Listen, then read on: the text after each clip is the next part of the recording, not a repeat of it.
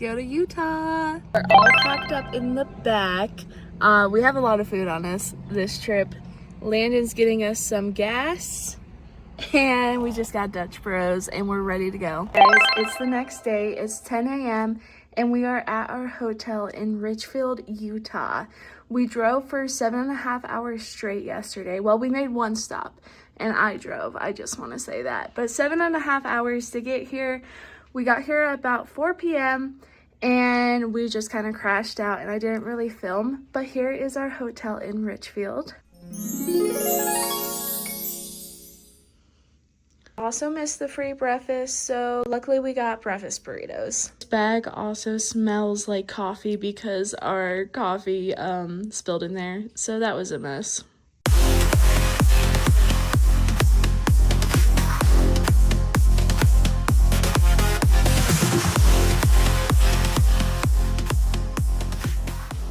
We drove about an hour and 15 minutes, and now we're at Capitol Reef National Park. Surprise! It's future Mango. I am back from my trip, and I decided to do some voiceovering because past me decided she didn't want to talk in any of these clips. So here I am to fill those shoes. So here we are in Capitol Reef National Park. Neither of us had ever been there, nor had we really heard of it, but it was along the way, and we decided to take a chance, and I'm so glad that I did. I picked up this passport book, and I know, before you come for me in the comments, I know it's supposed to be about stickers, but I wanted the stamps, and I also bought the stickers so I can hang them up on my wall, so don't come for me, I know. But while you're here, one fun thing to do in this national park is that they actually sell pies, which is super fun. It was super tasty. We sat out in this field and just watched the horses go by and the visitors and ate our yummy pie. They also had homemade vanilla ice cream, so that was 10 out of 10. We didn't do any hiking here this day because we wanted to save our energy, but we did see these carvings in the wall, which is super easy to go look at if that's all you want to do in this national park. So our advice is go get some pie, go look at the carvings, and just take in this beauty. There's a lot of it. We then drove 3.5 hours to Hurricane to our hotel. We also packed all of our stuff, so we had a lot of stuff to carry, and luckily they had a cart for us. We just made it to Hurricane, and we're staying at a place called My Place, and so far it's better than I expected. Let's look around. What it looks like when you first get in, and we got a full-size fridge and an ice maker, so that's pretty cool. We got cabinets for all of our food, which we have a lot of. Here is what our bed situation is looking like. And we got a nice big bathroom. The next morning, we got up nice and early at 5:30 a.m. so we can head out to Zion National Park. But while we were driving there, about 15 minutes in, I discovered that I forgot the National Park Pass. So we had to turn around and go get that because I did not want to pay twice to get into this park when I was already able to. So we turned around, and then we got there at about 7 a.m. We got the last spot.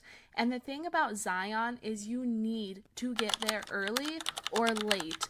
If not, parking is not going to be your friend. So we got that last spot, and then we headed up through the canyon overlook. It was a beautiful hike. It's rated moderate. It's 1 mile out and back, and taking it early in the morning is going to be your best friend. Any hikes you do in Utah, please, please, please do them early in the morning and enjoy your time, enjoy the weather. This was just a beautiful path.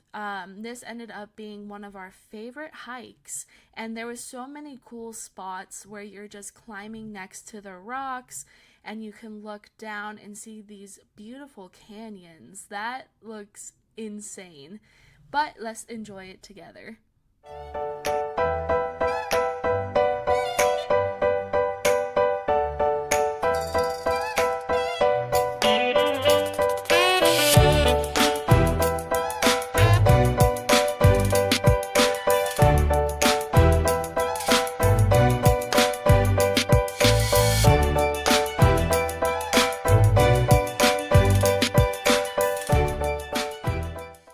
We then decided to move our car and try to park at the visitor center, and even though it was like 8 a.m., there was no spots left. I am telling you, if you want to park in Zion, get there early. I'm not kidding. So we had to park out in the city, and it costed us $25 to park there, and then we had to take the bus in, which did take quite a while to get in there. So at this time, it is probably about 10:30. That's how long it took us. But this was a beautiful trail. We went and saw all of the emerald pools, so the lower, the middle, which is what you're seeing here, and the upper. And unfortunately, due to the rainfall that they had, it just was not as spectacular as we were hoping for, but it was still worth the hike. But don't forget your water, because we did, and we suffered for that. So we ended our day and we went and got Swig, which I had to do. It was so good. It's day 4 and we're in Zion. We woke up at 5:30 a.m. to get here to get a parking spot, and we did it barely. We got here at about 6:55 and we almost didn't get a spot. It was getting pretty full, but now it is 7:10 and my husband is still sunscreening himself. So just know, if you ever marry a ginger, you will have to account for time for him to sunscreen himself. But now we are about to go back into Zion, and we're gonna go into the Narrows and see the Weeping Rock.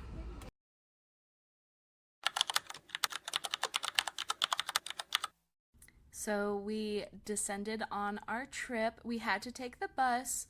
And if you didn't know, Zion is a bus system. So it's very important to get on the bus and choose the right stops for what you're looking for.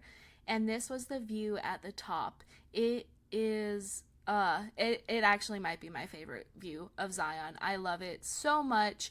It is an easy hike, but that 0.4 miles is all the way up. There is pretty much no level ground, so just be aware of that when you go up there, and take your time. I mean, you're in Zion, there is no rush, but the water was stunning. It was raining over the view. 10 out of 10. We highly recommend this trail.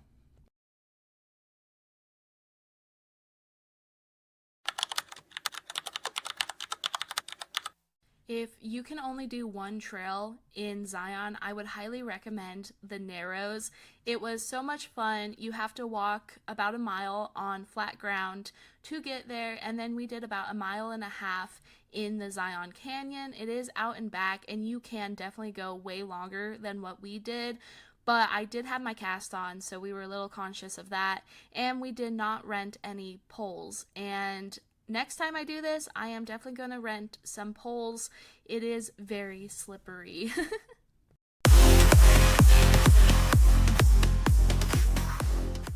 Then we were off to Outpost X. This, guys, is so freaking cool. I cannot recommend it enough. It is a Star Wars inspired Airbnb. So if you have any Star Wars lovers in your family, this is for them. My husband loves Star Wars, and to be honest, he kind of looks like Obi-Wan Kenobi if you look at him. So it was just super fitting for us to go there. It is about 1.5 hours away from Zion, and you do have to listen to their advice of not taking Apple Maps to get there. It will get you lost. And even on Google Maps, you have to take a specific route to get there. But we got there just fine. We listened to their advice, and it was no problem at all. They had a bunch of amenities. Like, this is their cantina area where you can make drinks, buy drinks, and you also get a mini fridge if you're staying in a tent.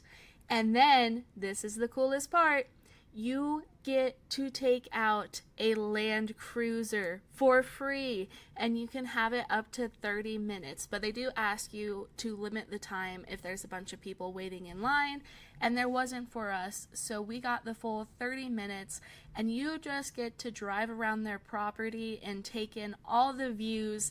It is so cool, guys. This was a highlight for us. And my little nerd of a husband absolutely was loving this. There is so much to go and see. They don't go very fast, but it kind of feels like it going fast. So that is super cool. Look how happy my husband is. Doesn't he look like Obi-Wan Kenobi? I'm telling you guys.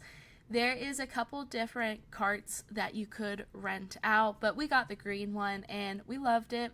There's also this super cool hammocking spot that is kind of away from the camp, but we later went on to have dinner there and just stare out at the views. I cannot recommend this enough. The guys who run it, shout out Rye, he was amazing. They were so talkative to us. And here is our tent that we were supposed to stay on, but later on you will see that we did have a couple creepy crawlies come into the tent at night, and we could not settle down, so we asked them if they could upgrade us, and they did for free. So we later on got a cave dwelling, which was super cool. I really liked the cave. If you go, I would recommend doing the cave. They also had pottery, and they were so sweet because they hand delivered me some air dry clay, so that way I can go out in the middle of the night and make some pottery, which I thought I would be better at, but I kind of low-key sucked. You can also paint on their walls. I really loved this about the Airbnb because it just feels so personal and so fun. And even at the clay station, you can see a bunch of handprints on the wall, so I did that as well, and it just feels like, I don't know, it feels like a sense of community that you're building out there. So 10 out of 10 recommend. Let's enjoy the rest of this.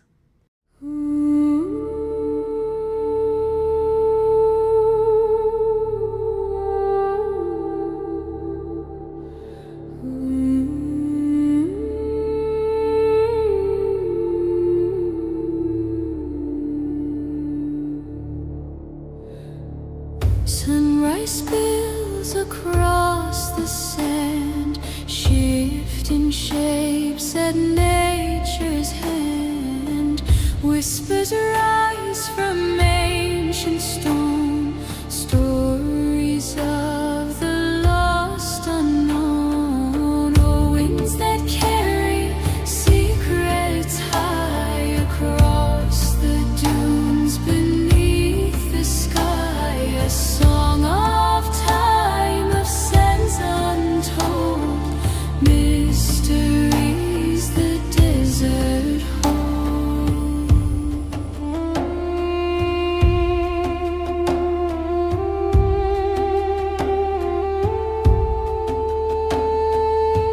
Palms sway gently, shadows play, moonlight guides the traveler's way.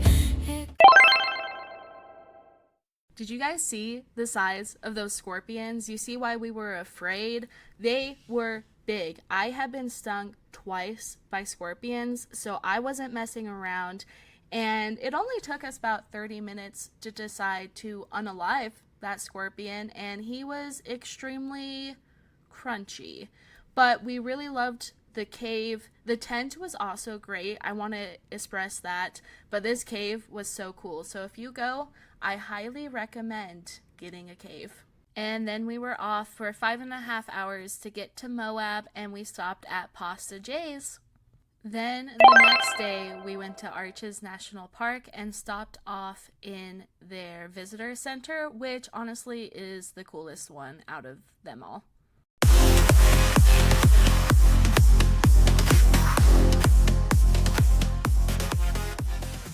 If you know us, you know we love Arches National Park.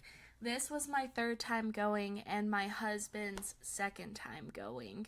We love it, but last year we ended up taking our pup with us to Moab, and usually national parks do not allow dogs to go on the trails. They allow them in the car, but not on the trail, to preserve the trail, but also to protect your pup.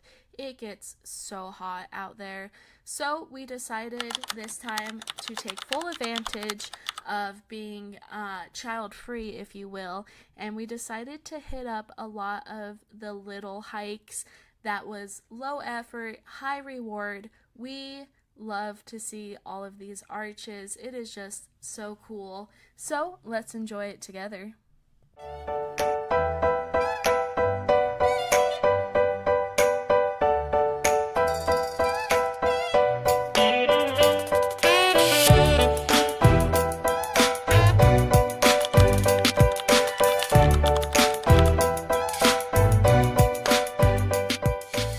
Moab is really where we kind of lost track of eating in our cooler, but it's just because they have such good food, and I've said it before and I'll say it again, I love food trucks. Day 7, we decided to do the Delicate Arch Trail. It is such a fun trail, but it has very little shade to offer. So I encourage you guys to be smarter than my husband and I and go in the morning. This particular day, we slept in and didn't get to the trail till about 11:30 a.m. So it was a very hot hike up. So be smarter than us, okay? Promise. And then to end it in Arches National Park, we went to the Sand Dune Arch. Super fun. You're hiking through some sand, so it does get hot, but it's a very easy trail, and it's just kind of different to get to this arch. And then we decided to go and get some dinner, and I had a lobster roll.